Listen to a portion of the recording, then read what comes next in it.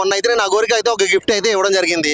So ఆ gift చూసి అయితే మాత్రం అఘోరి అయితే మాత్రం చాలా అంటే చాలా ఆనందపడ్డాడు. శోభనం గిఫ్ట్ ఇచ్చానన్న, మన ప్రేక్షకులందరికీ తెలుసు శోభనం గిఫ్ట్ ఇచ్చింది. ఎందుకంటే కొంతమంది అడుగుతున్నారు, యాంకర్స్ అడుగుతున్నారు, ఏంది అసలు మీరు ఇద్దరు ఆడవాళ్ళు అయ్యండి, లేడీస్ అయ్యండి, మీరు పెళ్లి చేసుకుని ఏం చేసుకుంటారని. సో ఆ పెళ్లికి సంబంధించి శోభనం రోజున వాళ్ళ శోభనానికి ఎంతో ముఖ్యమైన గిఫ్ట్ అయితే నేను ప్రజెంట్ చేయడం అయితే జరిగింది.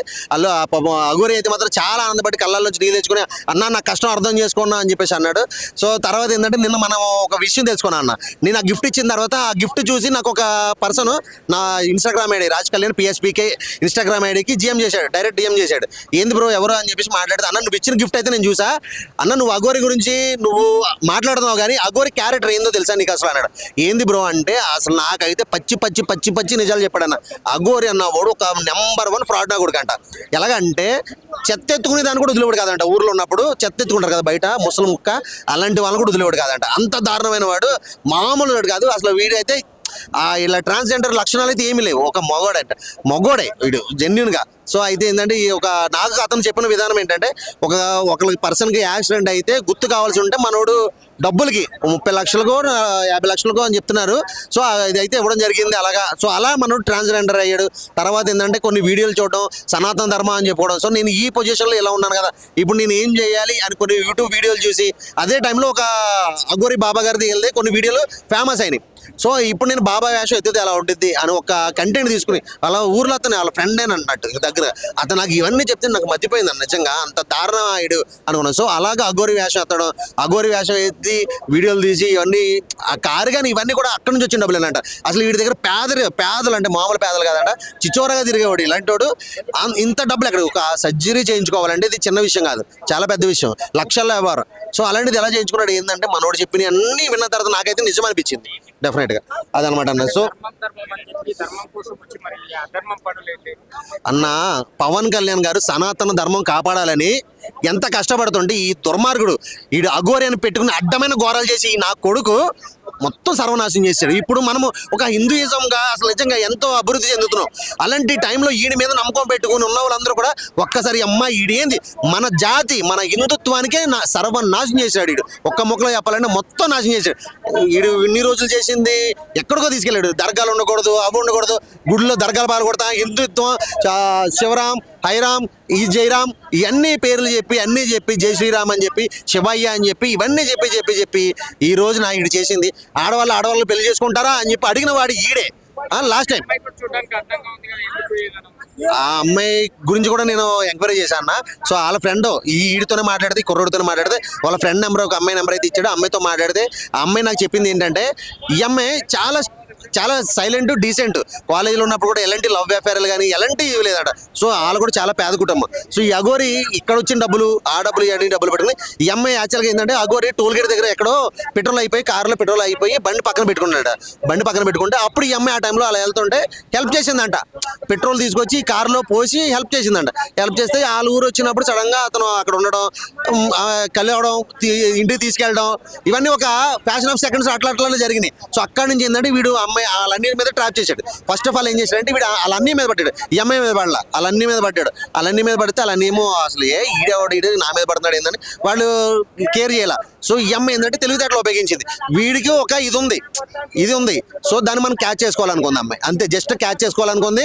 ఇంట్లో సామాన్లు కొనిపించుకోవడం, బంగారం కొనిపించుకోవడం, ఇంట్లో అన్నింటిని చూసుకోవడం, ఇవన్నీ చేసిందంటన్నా. అంటే నెక్స్ట్ ఇప్పుడు ఏంటంటే అమ్మాయి టార్గెట్ ఒకటే, వీడి దగ్గర కొంత డబ్బు ఉంది, ఆ డబ్బులు నేను తెచ్చుకోవాలి. ఆల్రెడీ 10 లక్షలు అంటే ఫస్ట్ భార్య అంటే ఆమె. అలాంటి భార్యలు ఎంతమంది ఉన్నారు, వీడి జీవితంలో ఎంతమంది నాశనం చేశాడు. అదే కదా నువ్వు అతను చెప్పాడు కదా, ఎవ్వత కనబడితే దాన్ని వదలకుండా పట్టుకుని లాగేవాడు అంటే. అలాంటి అమ్మాయిలు ఇంకెంతమంది ఉన్నారు, వాళ్ళందరూ కూడా ఖచ్చితంగా బయట రావాలి. కేవలం ఎందుకు రావట్లేదంటే మన ఇజ్జత్ పోతుంది, మన పరువు పోతుంది, ఈడుతో నేను తిరిగానంటే నా పరువు పోతుంది, నేను తిరగలేను రేపు బయట అని చెప్పి రావట్లేదు. కానీ ప్రతి అమ్మాయి వస్తే నాకు తెలిసి అయితే ఖచ్చితంగా నాకైతే ఒక 5 మీద నుంచి 10 మంది ఉంటారేమో అని నాకు అనిపిస్తుంది.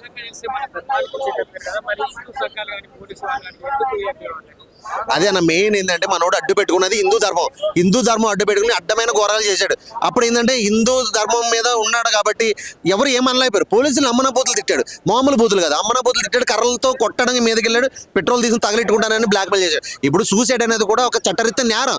ఆ రోజున పెట్రోల్ నెత్తి మీద పోసుకున్నప్పుడు ఈయన తీసుకెళ్ళి లోపలేసి బొక్కలేసి బొక్కంతా తన్నుంటే ఈ రోజున ఈడు ఇలా ఉండకపోతున్నాడు. ఈ రోజున ఒక అమ్మాయి జీవితం నాశనం అయిపోయిందంటే దానికి వన్ ఆఫ్ ద రీజన్ మన గవర్నమెంట్ అండ్ మన పోలీస్ డిపార్ట్మెంట్ కూడా డెఫినెట్ గా అని చెప్తాను నేను 100%. మొన్న అయితే నేను అఘోరికి అయితే ఒక గిఫ్ట్ అయితే ఇవ్వడం జరిగింది. సో ఆ గిఫ్ట్ చూసి అయితే మాత్రం అఘోరి అయితే మాత్రం చాలా అంటే చాలా ఆనందపడ్డాడు. శోభనం గిఫ్ట్ ఇచ్చానన్న, మన ప్రేక్షకులు అందరికీ తెలుసు శోభనం గిఫ్ట్ ఇచ్చింది. ఎందుకంటే కొంతమంది అడుగుతున్నారు, యాంకర్స్ అడుగుతున్నారు, ఏంది అసలు మీరు ఇద్దరు ఆడవాళ్ళు అయ్యండి, లేడీస్ అయ్యండి, మీరు పెళ్లి చేసుకుని ఏం చేసుకుంటారని. సో ఆ పెళ్లికి సంబంధించి శోభనం రోజున వాళ్ళ శోభనానికి ఎంతో ముఖ్యమైన గిఫ్ట్ అయితే నేను ప్రజెంట్ చేయడం అయితే జరిగింది. అల్లు అఘోరి అయితే మాత్రం చాలా ఆనందపడి కళ్ళల్లో నీళ్ళు తెచ్చుకుని అన్న నా కష్టం అర్థం చేసుకున్నా అని చెప్పేసి అన్నాడు. సో తర్వాత ఏంటంటే నిన్న మనం ఒక విషయం తెలుసుకున్నా అన్న, నేను ఆ గిఫ్ట్ ఇచ్చిన తర్వాత ఆ గిఫ్ట్ చూసి నాకు ఒక పర్సన్ నా Instagram ID Raj Kalyan PSPK Instagram ఐడికి జిఎం చేశాడు, డైరెక్ట్ జిఎం చేశాడు. ఏంది బ్రో ఎవరు అని చెప్పేసి మాట్లాడితే, అన్న నువ్వు ఇచ్చిన గిఫ్ట్ అయితే నేను చూసా అన్న, నువ్వు అఘోరి గురించి నువ్వు మాట్లాడుతున్నావు కానీ అఘోరి క్యారెక్టర్ ఏందో తెలుసా నీకు అసలు అన్నాడు. ఏంది బ్రో అంటే అసలు నాకైతే పచ్చి నిజాలు చెప్పాడన్న. అఘోరి అన్నవాడు ఒక నెంబర్ 1 ఫ్రాడ్ నా కొడుకు అంట. ఎలాగంటే చెత్త ఎత్తుకునే దాన్ని కూడా వదిలేవాడు కాదంట. ఊర్లో ఉన్నప్పుడు చెత్త ఎత్తుకుంటారు కదా బయట ముసలి ముక్క, అలాంటి వాళ్ళని కూడా వదిలేవాడు కాదంట. అంత దారుణమైన వాడు, మామూలు వాడు కాదు అసలు. వీడైతే ఇలా ట్రాన్స్జెండర్ లక్షణాలు అయితే ఏమీ లేవు, ఒక మగోడే వీడు జెన్యున్ గా. సో అయితే ఏంటంటే ఈ ఒక నాకు అతను చెప్పిన విధానం ఏంటంటే ఒకరికి పర్సన్కి యాక్సిడెంట్ అయితే గుర్తు కావాల్సి ఉంటే మనోడు డబ్బులకి 30 లక్షలకో 50 లక్షలకో అని చెప్తున్నారు. సో ఇదైతే ఇవ్వడం జరిగింది అలాగా. సో అలా మనోడు ట్రాన్స్జెండర్ అయ్యాడు. తర్వాత ఏంటంటే కొన్ని వీడియోలు చూడడం, సనాతన ధర్మం అని చెప్పుకోవడం. సో నేను ఈ పొజిషన్లో ఇలా ఉన్నాను కదా, ఇప్పుడు నేను ఏం చేయాలి అని కొన్ని యూట్యూబ్ వీడియోలు చూసి అదే టైంలో ఒక అఘోరి బాబా గారిది వెళ్తే కొన్ని వీడియోలు ఫేమస్ అయినాయి. సో ఇప్పుడు నేను బాబా వేషం ఎత్తితే అలా ఉంటుంది అని ఒక కంటెంట్ తీసుకుని అలా ఊర్లో అతను వాళ్ళ ఫ్రెండ్ అని అన్నట్టు దగ్గర అతను నాకు ఇవన్నీ చెప్తే నాకు మర్చిపోయింది అన్న, నిజంగా అంత దారుణం అయ్యాడు అనుకున్నాను. సో అలాగా అఘోరి వేషం ఎత్తడం, అఘోరి వేషం ఎత్తి వీడియోలు తీసి ఇవన్నీ ఆ కారు కానీ ఇవన్నీ కూడా అక్కడి నుంచి వచ్చిన డబ్బులు అంట. అసలు వీడి దగ్గర పేదలు అంటే మామూలు పేదలు కాదంట, చిచ్చోరగా తిరిగేవాడు ఇలాంటి వాడు. ఇంత డబ్బులు ఎక్కడ, ఒక సర్జరీ చేయించుకోవాలంటే ఇది చిన్న విషయం కాదు, చాలా పెద్ద విషయం, లక్షల్లో వ్యవహారం. సో అలాంటిది ఎలా చేయించుకున్నాడు ఏంటంటే మనోడు చెప్పిన అన్ని విన్న తర్వాత నాకైతే నిజం అనిపించింది డెఫినెట్ గా అదనమాట అన్న. సో అన్న పవన్ కళ్యాణ్ గారు సనాతన ధర్మం కాపాడాలని ఎంత కష్టపడుతుంటే ఈ దుర్మార్గుడు ఈడు అఘోరి అని పెట్టుకుని అడ్డమైన ఘోరాలు చేసి నా కొడుకు మొత్తం సర్వనాశనం చేశాడు. ఇప్పుడు మనము ఒక హిందూయిజంగా అసలు నిజంగా ఎంతో అభివృద్ధి చెందుతున్నాం. అలాంటి టైంలో ఈడి మీద నమ్మకం పెట్టుకుని ఉన్న వాళ్ళందరూ కూడా ఒక్కసారి అమ్మ ఈడేంది మన జాతి మన హిందుత్వానికే సర్వనాశనం చేశాడు. ఈడు ఒక్క ముక్కలో చెప్పాలంటే మొత్తం నాశనం చేశాడు. ఈడు ఇన్ని రోజులు చేసింది ఎక్కడికో తీసుకెళ్ళాడు. దర్గాలు ఉండకూడదు, అవి ఉండకూడదు, గుడిలో దర్గాలు పాల్గొడతా, హిందుత్వం, శివరాం, హైరామ్, ఈ జైరామ్, ఇవన్నీ పేర్లు చెప్పి అన్నీ చెప్పి జై శ్రీరామ్ అని చెప్పి శివయ్య అని చెప్పి ఇవన్నీ చెప్పి ఈ రోజు నా ఈడు చేసింది ఆడవాళ్ళు పెళ్లి చేసుకుంటారా అని చెప్పి అడిగిన వాడు ఈడే లాస్ట్ టైం. ఆ అమ్మాయి గురించి కూడా నేను ఎంక్వైరీ చేశాను అన్న. సో వాళ్ళ ఫ్రెండ్ ఈడితోనే మాట్లాడితే, కుర్రోడితోనే మాట్లాడితే వాళ్ళ ఫ్రెండ్ నెంబర్ ఒక అమ్మాయి నెంబర్ అయితే ఇచ్చాడు. అమ్మాయితో మాట్లాడితే ఆ అమ్మాయి నాకు చెప్పింది ఏంటంటే ఈ అమ్మాయి చాలా సైలెంట్ డీసెంట్, కాలేజీలో ఉన్నప్పుడు కూడా ఎలాంటి లవ్ అఫేర్లు కానీ ఎలాంటి ఇవి లేదట. సో వాళ్ళు కూడా చాలా పేద కుటుంబం. సో ఈ అఘోరి ఇక్కడ వచ్చిన డబ్బులు ఆ డబ్బులు ఇవన్నీ డబ్బులు పెట్టుకుని ఈ అమ్మాయి యాక్చువల్గా ఏంటంటే అఘోరి టోల్ గేట్ దగ్గర ఎక్కడో పెట్రోల్ అయిపోయి కారులో పెట్రోల్ అయిపోయి బండి పక్కన పెట్టుకుంటే అప్పుడు ఈ అమ్మాయి ఆ టైంలో అలా వెళ్తుంటే హెల్ప్ చేసిందంట. పెట్రోల్ తీసుకొచ్చి కారులో పోసి హెల్ప్ చేసిందంట. హెల్ప్ చేస్తే వాళ్ళ ఊరు వచ్చినప్పుడు సడన్గా అతను అక్కడ ఉండడం, కలవడం, ఇంటికి తీసుకెళ్ళడం, ఇవన్నీ ఒక ఫ్యాషన్ ఆఫ్ సెకండ్స్ అట్లా జరిగినాయి. సో అక్కడి నుంచి ఏంటంటే వీడు అమ్మాయి వాళ్ళన్నీ మీద ట్రాప్ చేశాడు. ఫస్ట్ ఆఫ్ ఆల్ ఏం చేశాడంటే వీడు వాళ్ళన్నీ మీద పట్టాడు, ఈ అమ్మాయి మీద పడలా, వాళ్ళన్నీ మీద పడితే వాళ్ళన్నీ ఏమో అసలు ఈడేవాడు నా మీద పడుతున్నాడు ఏందని వాళ్ళు కేర్ చేయాల. సో ఈ అమ్మాయి ఏంటంటే తెలివితేటలు ఉపయోగించింది. వీడికి ఒక ఇది ఉంది. సో దాన్ని మనం క్యాచ్ చేసుకోవాలనుకుంది అమ్మాయి, అంతే, జస్ట్ క్యాచ్ చేసుకోవాలనుకుంది. ఇంట్లో సామాన్లు కొనిపించుకోవడం, బంగారం కొనిపించుకోవడం, ఇంట్లో అన్నింటిని చూసుకోవడం, ఇవన్నీ చేసిందంటన్నా. అంటే నెక్స్ట్ ఇప్పుడు ఏంటంటే అమ్మాయి టార్గెట్ ఒకటే, వీడి దగ్గర కొంత డబ్బు ఉంది, ఆ డబ్బులు నేను తెచ్చుకోవాలి. ఆల్రెడీ 10 లక్షలు అంటే ఫస్ట్ భార్య అంటే ఆమె.